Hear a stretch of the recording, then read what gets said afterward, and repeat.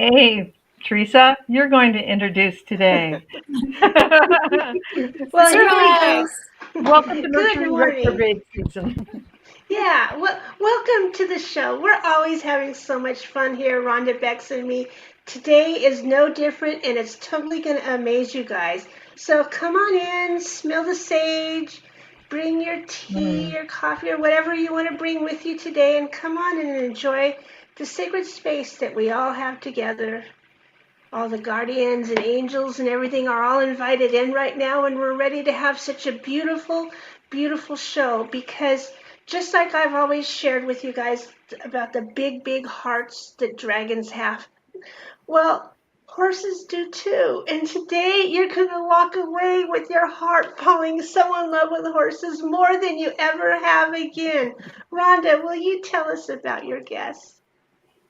Well, I'm so lucky that I met Kathy this spring, and she lives about an hour north of me, and she found me actually, and we had some Reiki sessions together, and then she told me all about what she was doing, and then she decided to take Reiki with me to help what she was doing.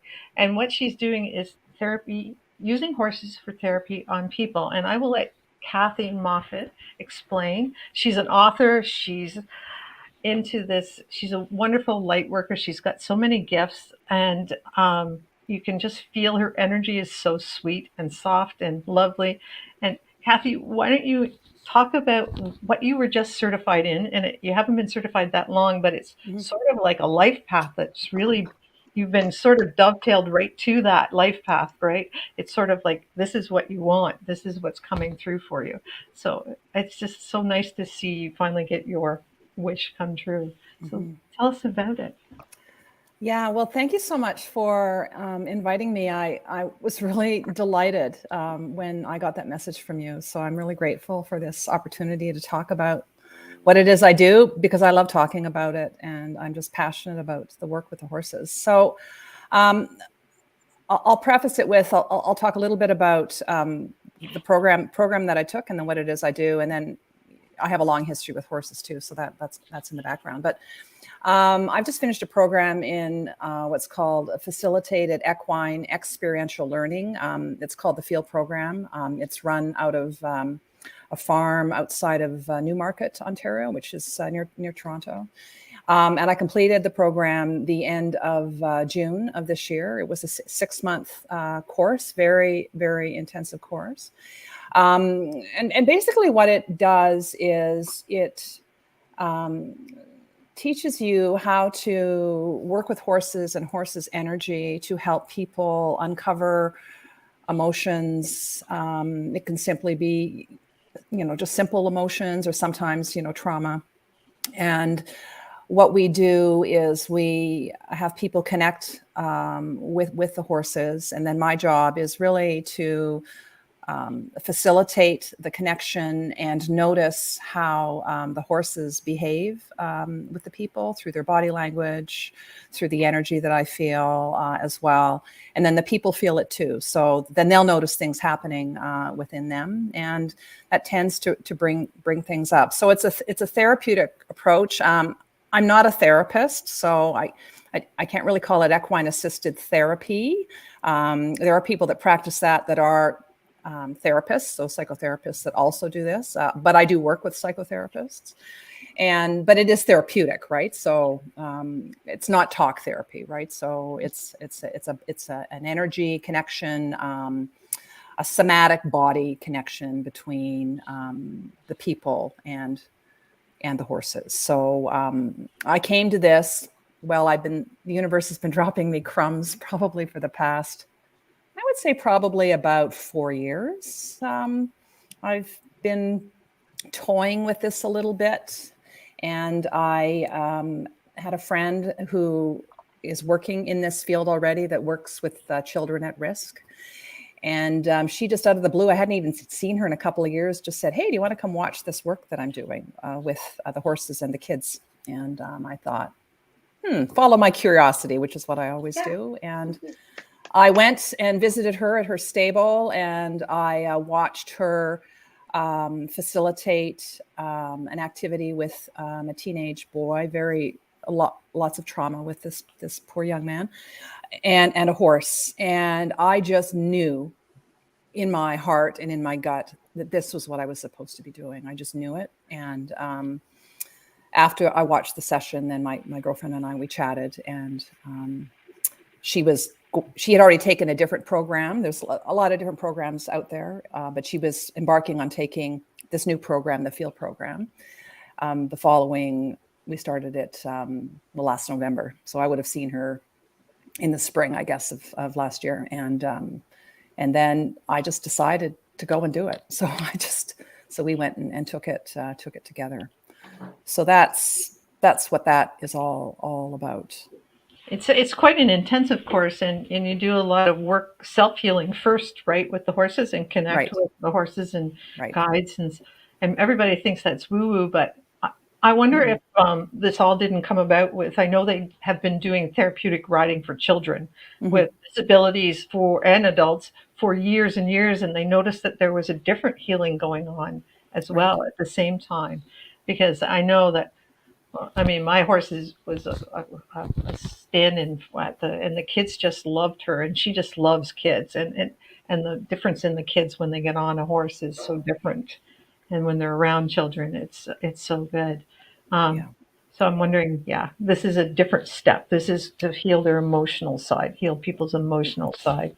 That's right. The activities that we do, it's not riding, so people don't, when they come out here, they don't get on horses. The activities are not mounted. The activities are around the horses. Certainly there is some, depending on what you're doing, there is some touching that happens with the horses, but there's no riding. And I know a fair bit about therapeutic riding as well. And there is a lot of biodynamics and stuff that happen with people that have physical disabilities when they sit on a horse, but there's a lot of energetic exchange between a horse and human. And there's a lot of science behind that. So there is that sense of spirit too, but the science behind it is just based on the electromagnetic field that is around the horse's energy centers. And we have it too. So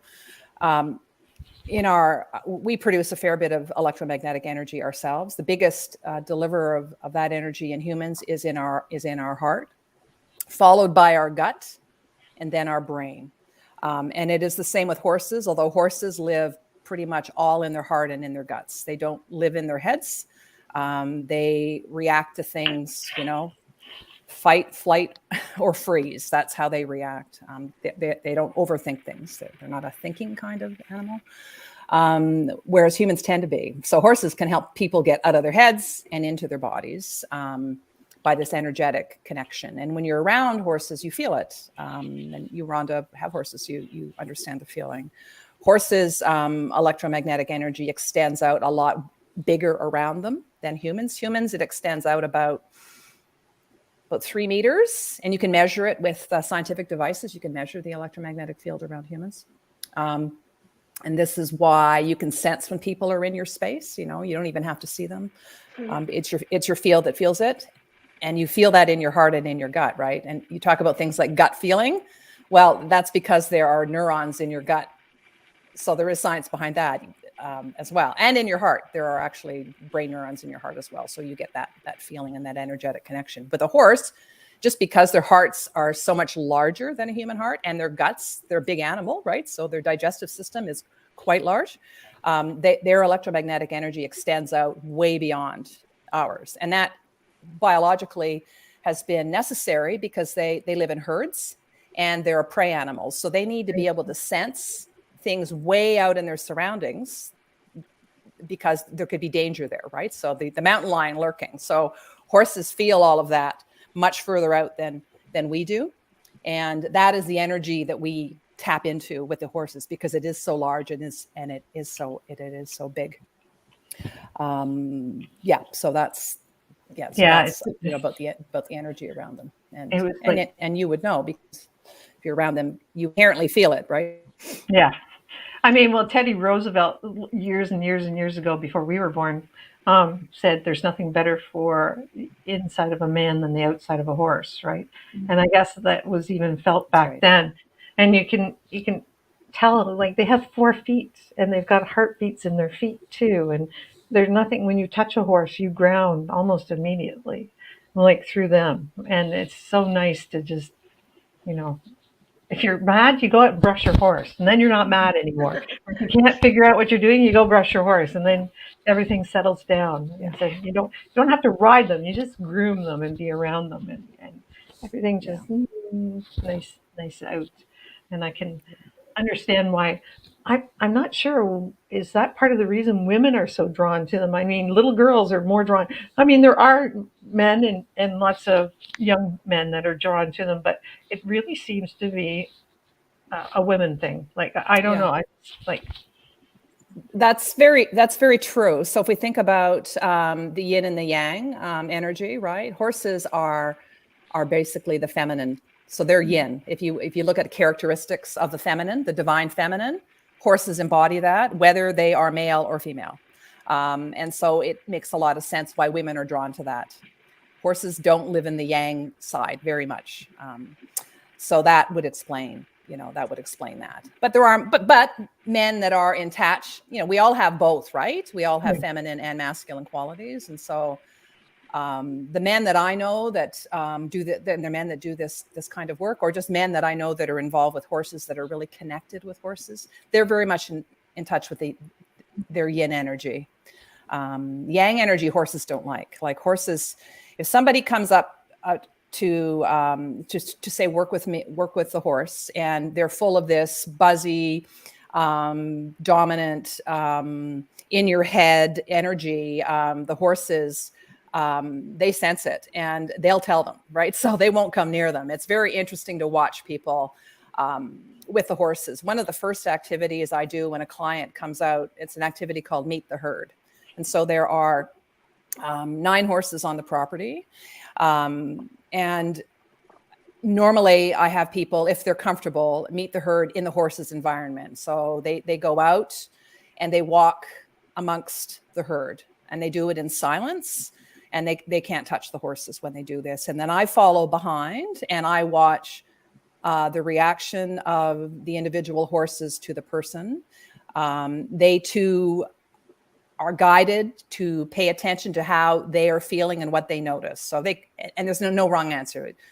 I say, well, notice whatever it is you might feel in your body. Where do you feel it in your body? Or notice things like, what color is the horse? How old do you think the horse is? What the gender is? So they go out and do that, and they have a little notebook they take with them, and then I follow, and then I watch what happens, and then I make notes, and it's fascinating to watch the reaction with people. And every person is different, and all the horses are different too, right? So they all have their own intrinsic, I would call it normal behavior, just their kind of, I'm kind of out here kind of behavior, how their normal reactions. And then there are things that are out of the ordinary that happens when people walk out.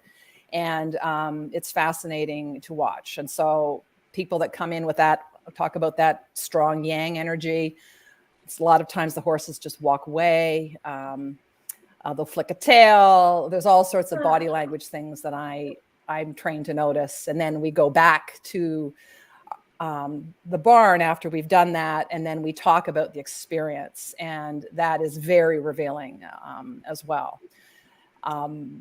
Then I take people back out after they understand a little bit about that. I talk to people about the energy and the energy fields around them, and we do a couple of little things with dowsing rods that tests energy, and we use pendulums as well, which will show energy so people can understand the energy they have.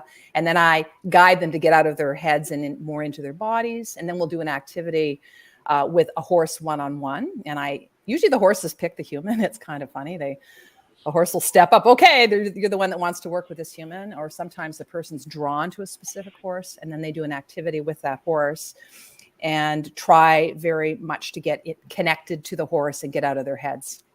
And that is a fascinating activity to watch, just one-on-one, as to how the horses, react to that, and some of the emotions that come up. And sometimes people just start to cry because they get this kind of a release, right? And horses, they don't judge and they don't lie. So anything that you feel that's coming up, the horse holds space for you. It's really quite amazing to watch. And I've yet to have an experience where somebody has not felt something. There's always various degrees, but people usually have a pretty profound experience, with the initial visits. It's pretty cool to watch. Yeah, I've done some things sort of like that with my Reiki and horses and riders, but it's usually a connection just between the horse and rider. They're already their partner and sort of something to just connect their hearts.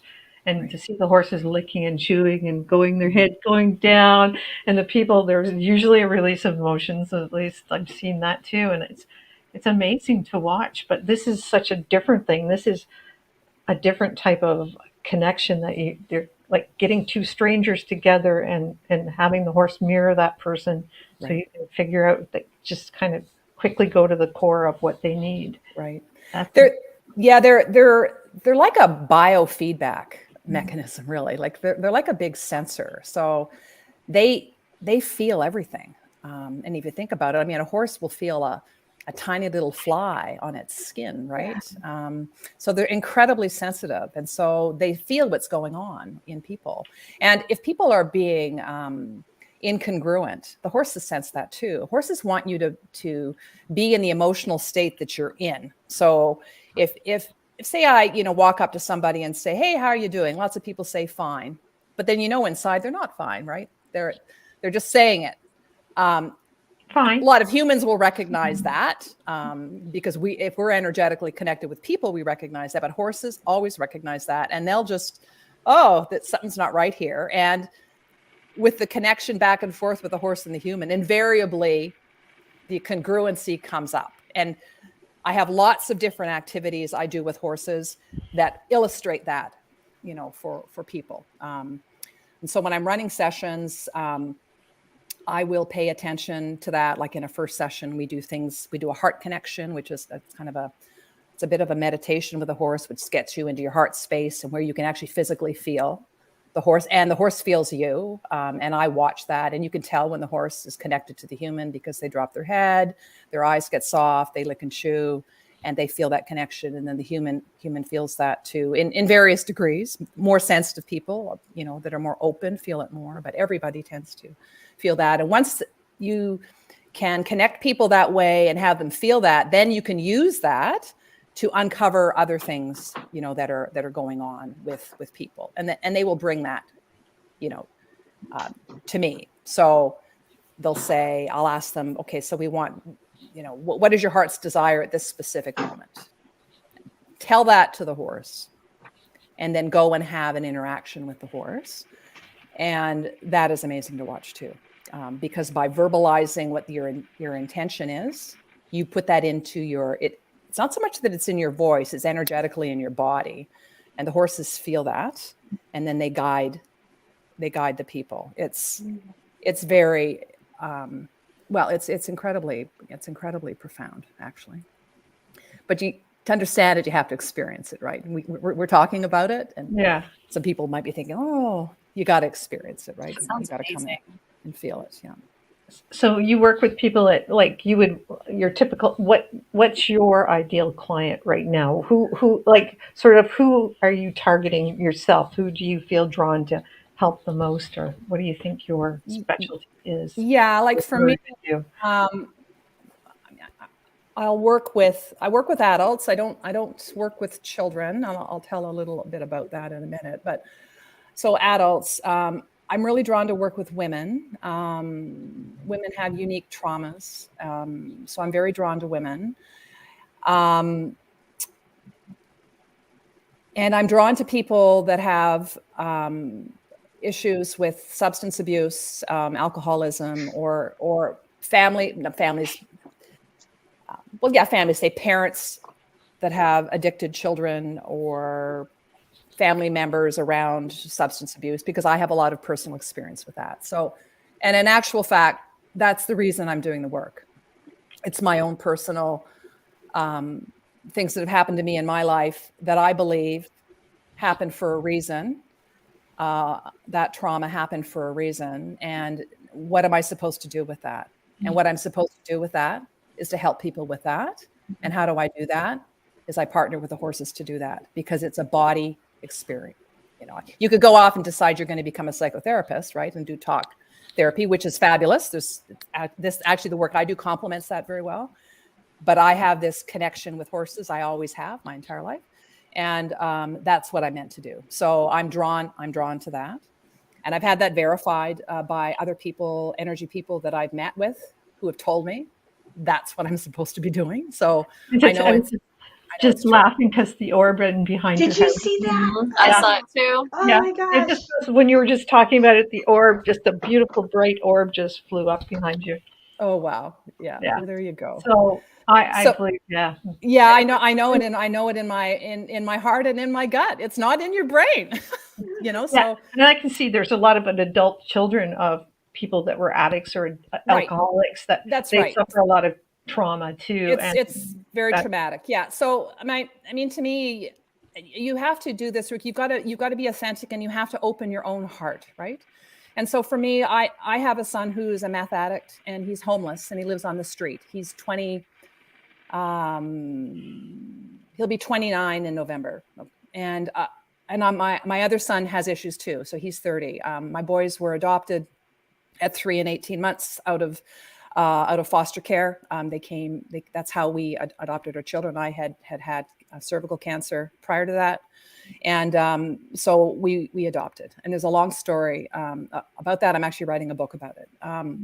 But in any event, so my youngest son fell off the rails when he was about 14. And up to that point, normal childhood. But how do you know? If it's what's normal, everyone's normal is different, right? To me, it was pretty normal childhood. And then the teenage years, well, teenagers, they lose their minds. Well, he really lost his mind, you know, so. And I had and both of them, different degrees. The youngest, it was far worse. Incarceration, drugs, violence, you name it. It was horrendous. It was almost 12 years of this. And and as a parent of a drug addict, and I hate to use that term, it's, you know, somebody with a substance abuse problem, because my son isn't the addict. The addict has got a hold of him, right? He's possessed by his addiction. But that came to him through probably trauma at birth, right? Yeah. The whole circumstances behind the adoption. So all of that happened. And as a parent, it's very difficult to deal with that and get support for it. And when you live in a small community, there's a lot of judgment too. So not only are you trying to manage that yourself, trying to be a parent and help your child, and as mothers, you know, we want to surround our children with big fuzzy pink blankets and protect them. And I tried, but what I was really doing was enabling, right? And that was the problem. And then there was the judgment piece in a small community, people thinking, well, kind of parents are you if your child is like this? So we had to deal with that too. It was awful. And, but I did come to a point where I couldn't manage it anymore. And I ended up going to see a therapist just to get some help. And that's when I started to turn the corner. And that's when things started to open up gradually when I did that. And then just following, I started doing, well, I did a lot of energy. I took up meditation. I took up yoga. I did all of these things. And then all of a sudden I was becoming very healthy in my head. And then I discovered the equine assisted learning and the therapy type work. And it was one of these things, like it just hit me in the head like a ton of bricks, right? It's like, you can help people. There's a reason in this lifetime that this is your journey, and what is your purpose? And I found my purpose, and that's what brought me to the horses was all of that. And I can relate to that, and I can help other people that are, involved in that, because I understand what it's like. So those are the people I'm drawn to. But everybody comes to me. So, sometimes people, and everybody's got things you can work on. So Yeah. We all have things. It doesn't have to be. It We doesn't don't have get to. through this life without our slings and No, arrows and everything of else. course, it The doesn't wound. have to be some deep-seated horrible trauma. Although horses help incredibly with that. It could just be buried emotions. Or grief. We don't, as human beings, we don't deal with emotions very well, and there's no such thing as a bad emotion. Emotions are messages from your body, and horses, they don't hold on to their emotions. they go in, oh, I've got to run this way because something's chasing me. They run, they get out of the way, it's over, right? With humans, we fixate on things and we bury emotions, particularly things like fear, guilt, shame. We shove that into our bodies, and the stuff is energetically there and it's physically there. And horses, because they are so authentic within themselves, when they hold space for humans, these things tend to come up.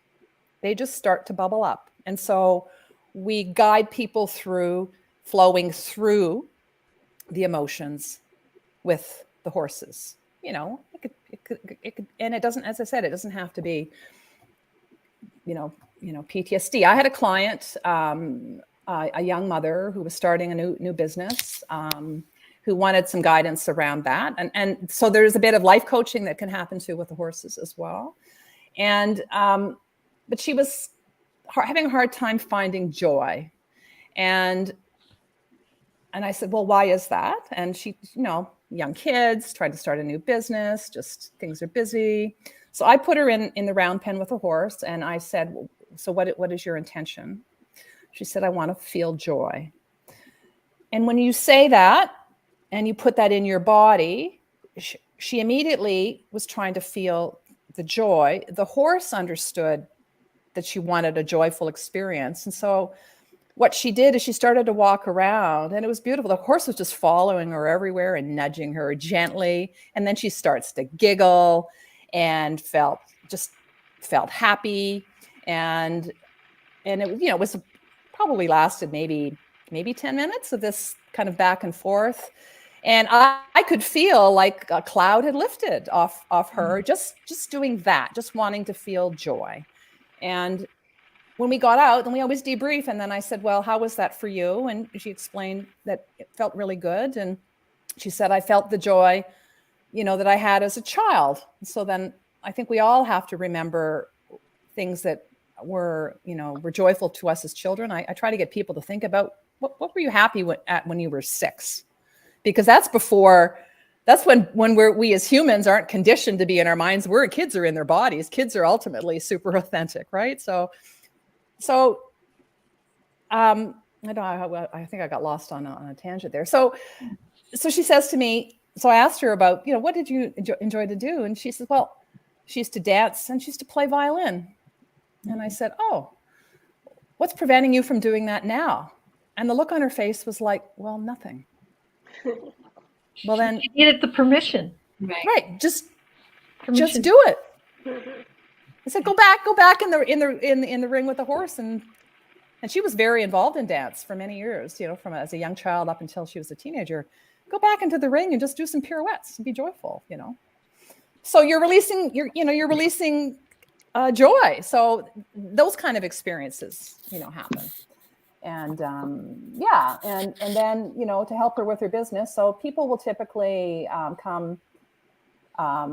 Usually I recommend 3 sessions or maybe 4, depends on what you're working on. But she was really working on this business. And so I do an activity, which is a goal-based activity where you set what your goal is. So her goal was a specific launching of this specific business. And then I say, okay, well, what are your obstacles? You pick 2 or 3 obstacles and we write them down on a whiteboard or an easel out where we're out with the horses. We write it down, and then we put obstacles inside the round pen that represent, one is the goal, and then other things like balls or something to walk over or cones, and we put those in the ring, and those are the obstacles. And then what you do is you tell the horse what each physical obstacle represents. So say my obstacle is money. So I want to start a new business. I need money. So one of the obstacles is money. And maybe the other is, I don't know, to find office space. I'm just giving an example. And so then you tell the horse and you point to the obstacles and you articulate to the horse, these are the obstacles and that is my goal. And then you put them in the round pen with the horse. And in this case, the horse has a halter on a lead. And so you lead the horse around the obstacles and the goal. And then I watch the body language of the horse and how the person is feeling. And it is amazing what the horses tell them about, is this really an obstacle? Maybe it's not, and you basically, you instruct them, you either, some obstacles you go through, some of the obstacles you walk the horse over, some you go around. And it's interesting to watch. And people think, well, oh, that's kind of, we like to use the word woo-woo. Well, yes and no, because when you articulate it and point it, you're energetically putting it in your body and the horse feels it. And when you're at that, that's what you're thinking about and energetically in your body. And you're not in your head when you're doing this kind of stuff because you're focused on leading the horse around, right? So you can't really be thinking about that. You're just doing. And then you get these messages. And I watch the body language of the horse and make notes of that. And then the people will notice things too because they'll feel it as well. And then we debrief after that. So and you can use that for all sorts of things. And that's just an example of one. There's all sorts of different things that I do. Awesome. I have an activity for grief and bereavement for people that have, either could be grief around anything, but bereavement around the loss of a person. We have activities around that, activities around being a victim and abuse, and all sorts of different activities where we set the stage with the horse and the people to get them really energetically connected in your body, out of your head. What are you feeling? What is your body telling you? And people come up with their own answers. I don't tell them. I just notice. I notice this. I notice that. Yeah, it's quite fascinating. And the other interesting thing too, which is as an aside to this, is that horses also will energetically feel illness in a human, or where something's being healed. And so I had a woman come out to me in the summer, and I watched her with that Meet the Herd activity, and I watched the horses around her. So I have 9, but there are 2 of them are minis. The minis I don't tend to work with in that kind of activity. So she was out amongst the 7, and of the 7 horses, 5 of them kept putting their muzzle to her belly. And I noticed that, as did she, right? So when we debriefed about that, and I said that to her, I said, I noticed that the horses were all, at your belly. And she said, yeah, I had a hysterectomy 5 weeks ago. So the horses were feeling the energy, probably of your body healing, right? In that case, because there is energy. Everything's energy. I mean, everything is energy, because everything is made out of living things, right? The table, rocks, crystals, of course, everything, plastic. It comes from oil, which is dead plant material. Everything has energy, and you feel that. And healing and disease has energy, and the horse was sensing that. They can sense pregnancy. We had that experience too, where a woman, she hadn't even told anybody that she was expecting, and the same kind of thing was happening with her, and the horse was right at her womb space. And then she said, oh, and she told, I wasn't the facilitator. This was another facilitator friend of mine. And she told her, oh my God, she says, you're the first person I've told, because the horse felt it. What are they feeling? They're feeling the energy, because they're so sensitive. Yeah. So cool. Yeah. It's very cool. So that happens too. So when I'm involved in that, if I think it's a healing or an illness thing, I'll just say, I notice. I don't suggest it's something that it might not be. I just notice. Yeah. So that that happens as well. Nancy Louise says this is like working with the dolphins. Well, yeah, but it's a lot easier Yeah, to for find sure. horses. A lot easier to find field. Right. Yeah. Yeah, I don't know much about dolphins, but they're highly intelligent. I would expect, yeah. I mean, they're a mammal. So mammals, I mean, other sentient beings have this capacity too, but mammals in particular, because we're warm-blooded, it's a different energetic connection, and dolphins are mammals, right? So that would make sense. I bet you whales too, right? Dogs we know as well. Dogs do a lot of it with energy too, but a lot of it's with scent. It's different with dogs, but dogs have very sensitive noses, and they can sniff out things. So yeah, it's quite Cats the do. same way too. Yeah. Cats are big healers. I know that if I get a headache and I'm laying on the couch, my cat will come over, lay on me, and start purring. And she's not always so super cuddly, but anytime I'm not feeling well, she shows up. She just knows. Wow. That's the Yeah. sound therapy. Yep. Yeah, exactly. Yeah. So yeah, and horses just and I mean, human beings have been attached to horses since the dawn of time. Yeah. Why is that? Well, I think we need each other. I mean, not everyone's involved with horses, but if you look back thousands of years, people lived with horses. Cultures all over the world, there were always horses. Make or break for this country still, you know. That's right. And yeah, so they have a collective consciousness as well, like in a herd, because part of it's because of the energy, right? So their energy bubble on a horse can be, well, let's just say it's 20 meters from, so their big 20-meter bubble is connected to the horse over here 20 meters away, and then they're all connected together, which is why you can have a horse at the other end of a field see something, you know, in the woods, and the horse way over on the other side knows too, right?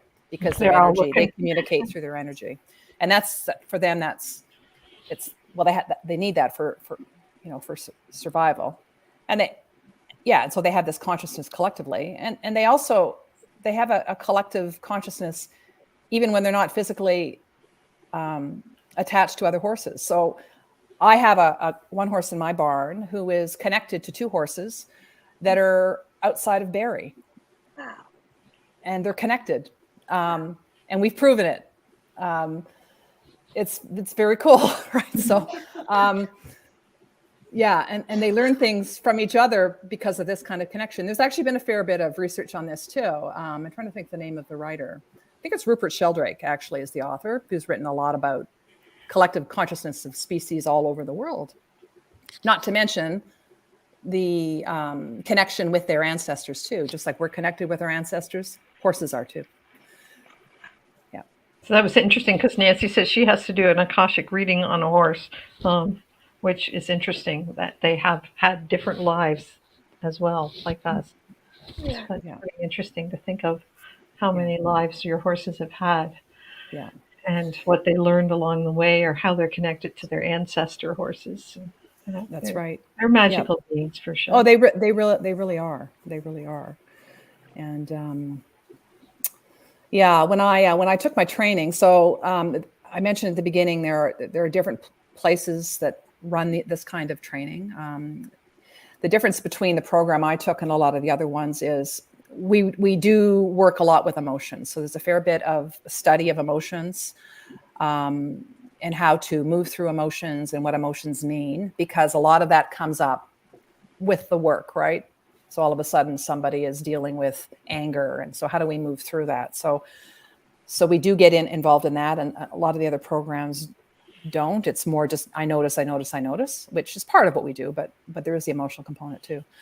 And the other thing is that the person that runs the program, he practices shaman. He wouldn't call himself a shaman, but he practices shamanic teachings. He's trained in that, mostly by I think the Toltec tradition, which is South American tradition. And so part of our training we do use and work with some of these shamanic teachings around the horses as well, which helps us tap into the horse ancestors, which come up with that, helps us create sacred space, helps us clear energy. So we're given a lot of this type of teaching with the horses as well. We experienced, we went on a couple of drumming journeys, which were mind-blowing. If you've never done that, I highly recommend it, which reveal so many things to you. There's a sweat lodge on the property. We did a sweat, which was very revealing too. So we, as practitioners, try ourselves to get into that kind of a space too, so that we become more open to all the other energy around us, so we can tap into that, as well. And I ensure before I have people come, and not everyone knows that I do this, but I do prepare the space, make it a sacred space, clear the energy, using crystals or smudging or that kind of thing, have my intention, call in whoever it is that wants to come in to help. And sometimes it's horses that do. And I had an interesting experience when I was at the facility on a drumming journey where you're guided. It's like a guided meditation, but it kind of gets you out of your body. I felt I was out of my body, and it takes you to a place that's supposed to be your power place.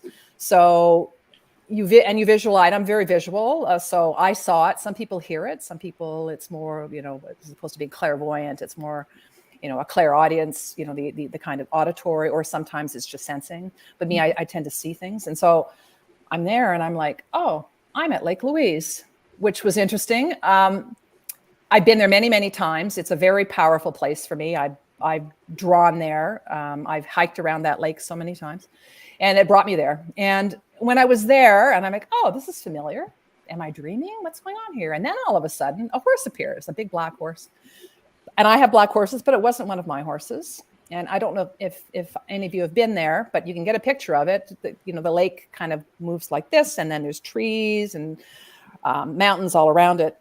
And at the top of the mountains, I saw horses up there. And then I saw indigenous people up there, which would make sense, that there would have been indigenous ancestors that had been there.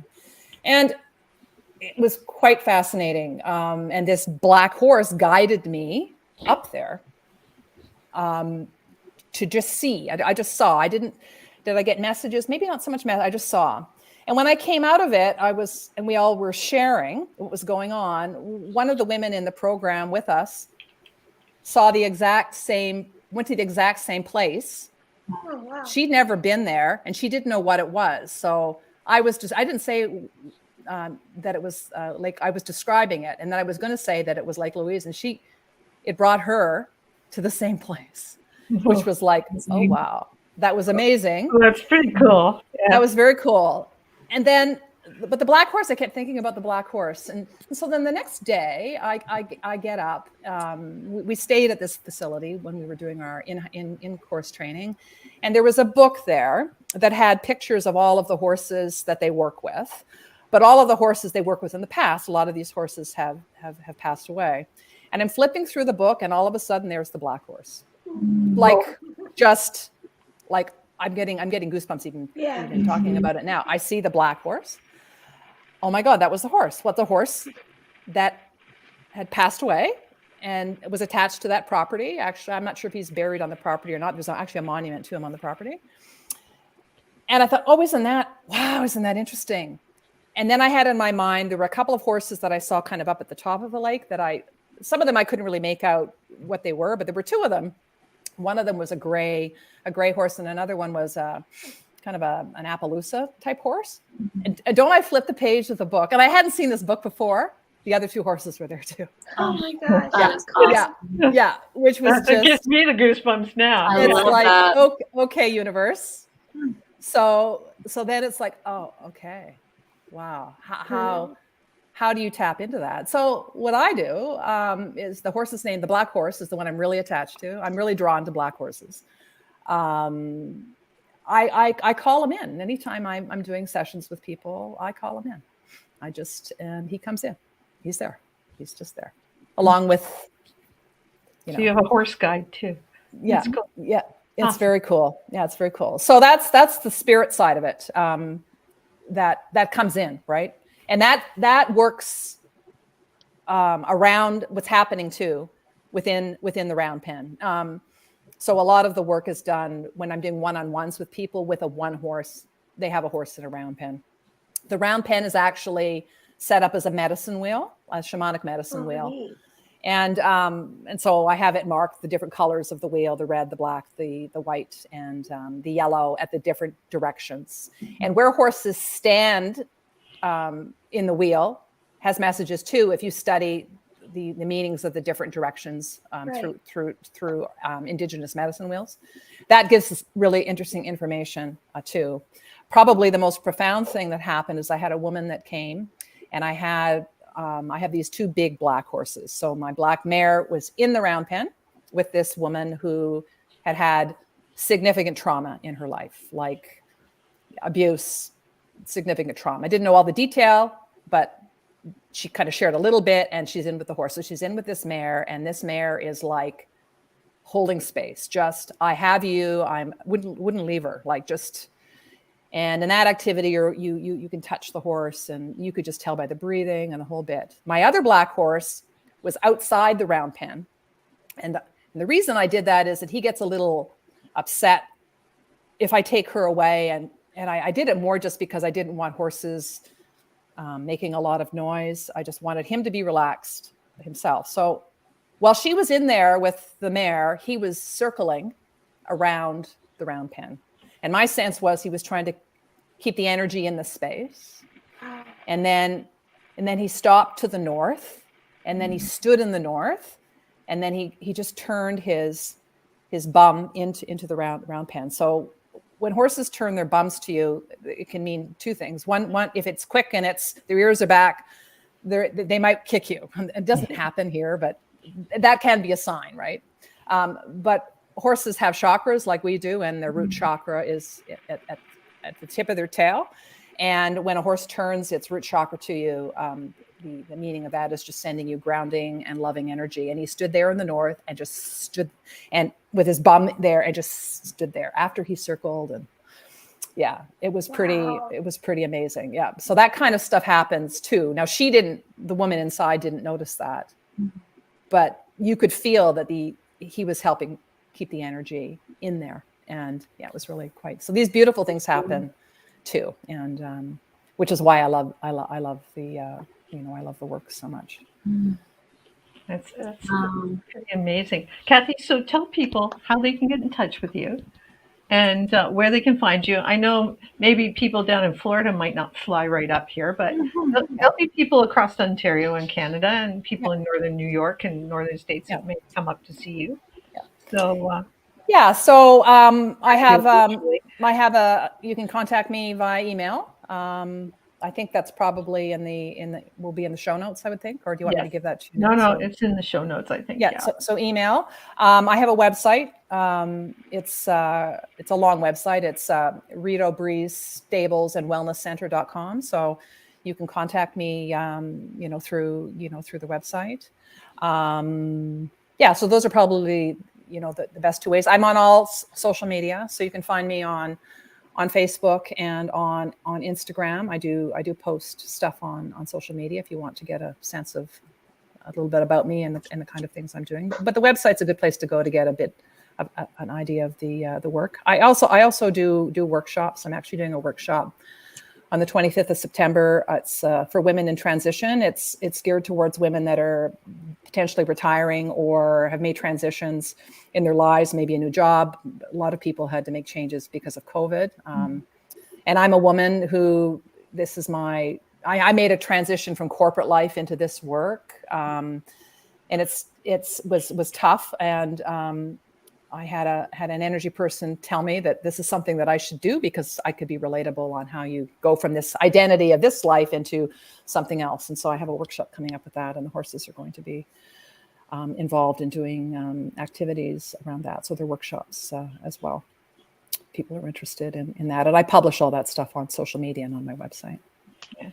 And Kathy has a lovely farm and a lovely space, and it's beautiful where you live, and your houses, everything's gorgeous out there. So your horses are gorgeous too. So yeah, it's so nice to meet you, and so thank you so much. But Bex has some questions for you.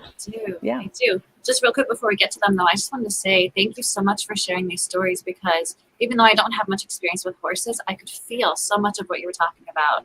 And it's just beautiful. And I know my energy was a little crazy at the beginning of the show, and it's completely settled down and softened. And just feeling so much love from the experiences you shared. So thank you for that. Oh, thank It's you. beautiful. I love it so much. That's awesome. What you do is so cool. Like, that's awesome. Okay, so the 3 questions. The first question is, if you had to choose a song to be the theme song of your life, what would that be? Oh, Hallelujah by Leonard Cohen, but sung by Katie Lang. I like her version. I like your version. Yes, I love that song. Yeah. So good. Okay, second question. What's your favorite crystal that you're working with right now? Right now, it's labradorite. Actually, I have a piece right here.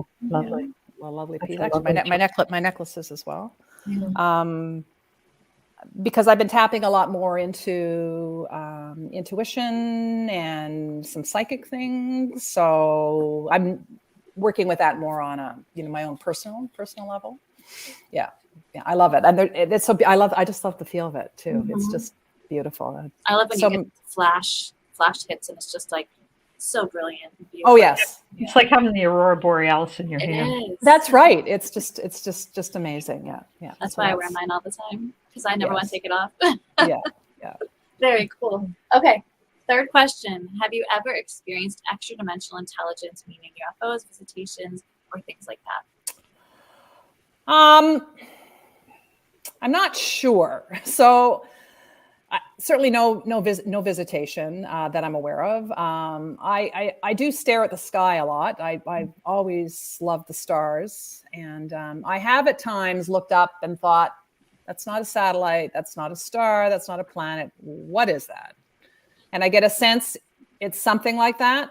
Not sure. You know what? If you get a sense of it, it probably is. That's what my intuition says. But no real visitations by. Except for the orbs that fly through your house when we're talking to you. Well, yeah, the orbs. Yeah, there's stuff in the house for sure. Yes. I just love that it showed up when you were so excited. It just showed up. Mm-hmm. Yeah. There's a lot of energetic things going on in the house. Not totally sure at this point who or what, but I do feel it in around the property too. There's a lot of energy around here. Yeah, in the building that I use for the yoga studio is upstairs, and so there's a lot of energy stuff that goes on because yoga's practiced there, right? Mm-hmm. And but the building is a timber frame building made out of big pine beams, which has a beautiful energy about it too. So there's stuff attached to that, and there certainly are things around. Very so cool. Yeah. I wonder how the horses, they obviously would let you know if they saw something or heard something. So yeah, they do, like running around typically, or just standing and woo. I've noticed it actually. I've had, not so much with horses, but I have 2 dogs, and I have one dog that a couple of times would be standing in a corner just staring at the ceiling, and just there's nothing. What's there? And it's not like there's a mouse in the attic or anything like that. I've had that in the house, but yeah, it'd be with the horses for sure. Yeah. Sometimes it's like, oh, where are you going? What's going on over there when there's nothing over there? But yeah. That's for sure. They feel everything. Like they're just so incredibly sensitive. For sure, they do, and they see things we don't, and you're That's going right. what are you? Yeah, they'll be all looking off, and sometimes it's like you say, they have such good energy, they like such good in touch with their energy that they can feel another animal's energy that we can't even see. Well, that's right. They feel the energy. And also from a visual point of view, I mean, horses see 340 degrees. Their eyes are like our eyes are forward. Horses' eyes are on the side of their head. So they have a wide field of view as well. So they can't see directly behind themselves. That's a blind spot, or right here. They can't see like right there, but everywhere else. So they have an incredible field of vision, and that coupled with the energy they feel, makes them, they notice stuff for sure. That's a really interesting point, because I wonder if it's like us, like when we see things in the peripheral, like see through, I'm wondering, because they have such good peripheral vision, if they can see into those other dimensions. You know what I mean? They may very well be able to. Yeah. And Yeah. have a better clarity that way. Be more able to see that. Yeah. It's a very interesting point. It would make sense that they could see way more than we can. Yeah. It definitely makes sense. Yeah. So cool. Can't wait to come up and visit you and see what's going on at your place. Yes. I will do that. Yes. You are always welcome. Thank you. So, Bex, you have one last. Me too. I have the winner of last week's Share It Out who won the Egyptian Soul Spa meditation, and that is Shirley Ryan. Congratulations. And you guys, right now we're even doing comments, so feel free to comment because we just appreciate your interaction. We appreciate you guys being here with us every week, and we want to be able to give you something, just to say a thank you. So you comment or you share, whatever you're doing, keep it up, and you could have a chance to win the Egyptian Soul Spa meditation. And Kathy wants to, Nancy wants to thank you, Kathy, for preparing her for upcoming horsey conversations. So, awesome. Wonderful, yeah. Nancy. We'll enjoy that. Yeah, so it'll be great. Well, thank you guys, and we'll see you next week. And anything else, Teresa, before we go? No, I can't think of anything. I mean, I will say I did grow up with horses, but none of them were my own. I lived across the street from a house place, and a couple of blocks there was a miniature for the minis, a farm for them that was there. And I grew up, me and my dad, like once a month or so, we would go rent horses and ride them down at the river bottom, and learning what you're talking about. And I can go back over those experiences and see the energy now, whereas I didn't think about it before. And it's neat revisiting. And one time they have a pin where you pick out your horses. And one time there was like a real young one, like a newborn there. And it came over and sat on my lap. I was sitting right by the fence, or you know how the fences are. And it came over and it sat in my lap that day. So now I'm thinking, oh my God, it must have been healing me or something. Well, if you have really beautiful energy, and I know you do, they're attracted to it too.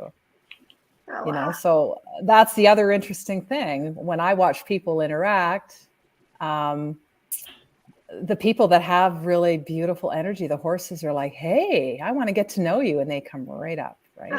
Yeah. Beautiful. It's very cool. That's sweet. Oh.